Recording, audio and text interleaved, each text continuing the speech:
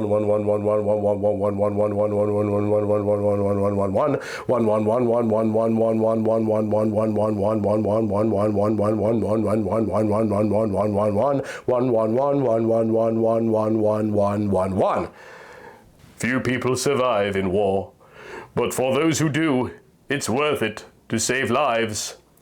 This is what Samus was explaining to the survivors of Metroid High School. All her remaining friends were there, and so were her mom, Mrs. Chozo, and dog Sparky. Samus was giving a good, great speech, but she felt the darkness taking hold. Dark Samus and the cholera were finally taking over her body.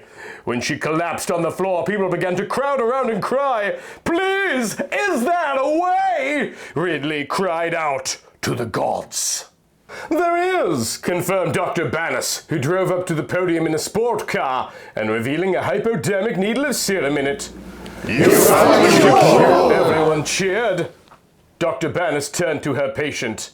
"I may not agree with your sex, but I won't see a patient suffer, even a sin widow." The doctor Hippocrates and injected the liquid into Samus' body. The cholera syndromes began to fade away, but the dark was not ready to give up without a fight. "Ugh!"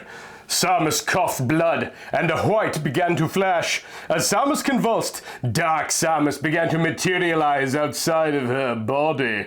"Ha ha ha ha ha!"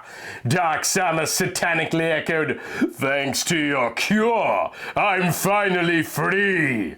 Dark Samus started running around, taking down students and teachers, and eating their souls to gain power. Now that she was cured, Samus was at full power and did her best to fight Dark Samus before it inflicted too many casualties. Unfortunately, Dark Samus was already far too powerful, and all that Samus could do was knock the helmet off of its body to reveal its identity. No one could have expected the truth.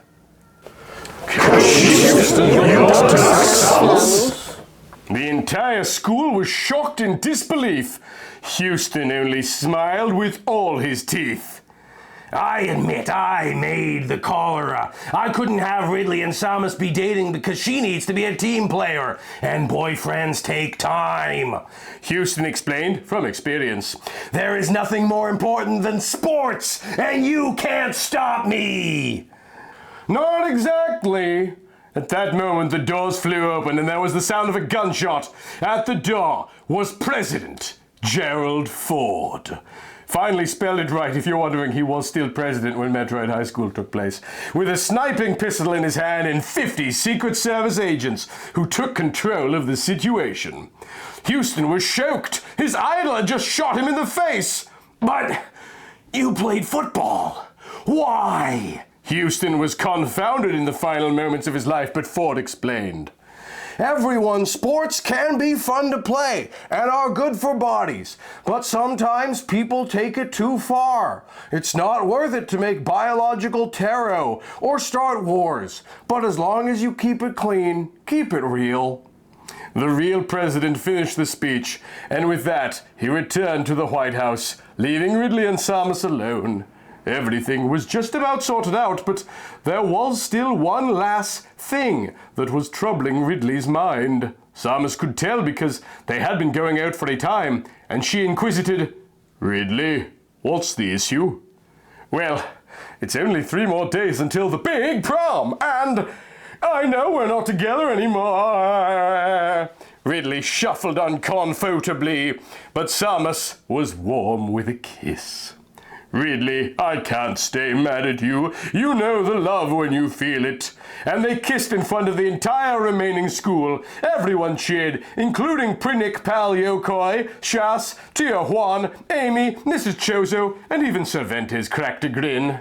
"Damn," thought Ridley, for the final time, "I'm the luckiest guy in the universe." Epilogue, epilogue, epilogue, epilogue, epilogue, epilogue, epilogue, epilogue, epilogue, epilogue, epilogue, epilogue, epilogue. Samus and Ridley went to prom together as a couple.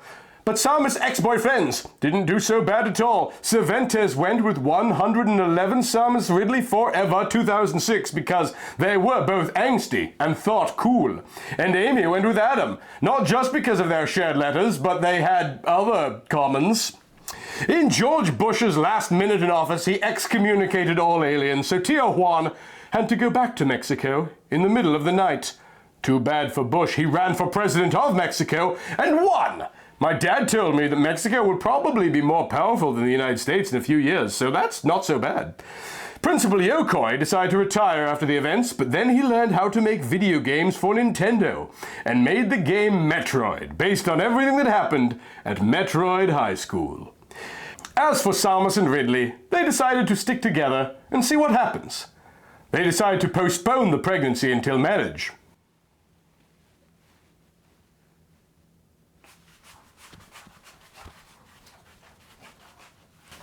Because even though Juno is a movie, teens don't always make parents in real life.